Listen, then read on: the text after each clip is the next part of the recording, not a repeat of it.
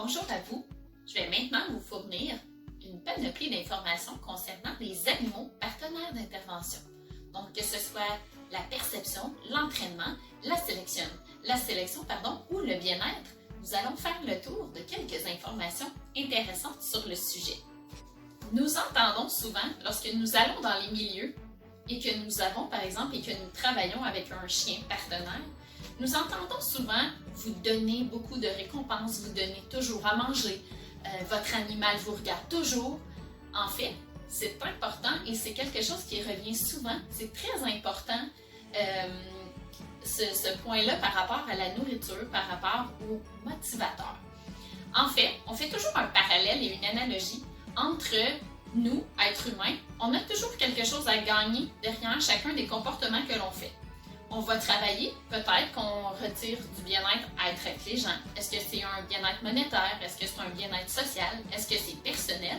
Il peut y avoir une panoplie de motivations qui font qu'on désire travailler.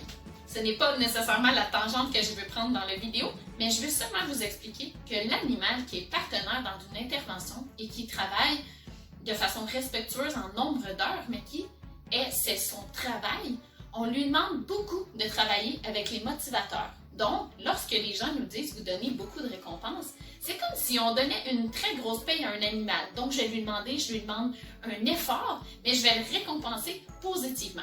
Les motivateurs principaux, si je prends le chien par exemple, ça pourrait être différent d'une espèce à l'autre et d'un candidat à l'autre, puisque d'une personne à l'autre, les motivateurs peuvent être différents.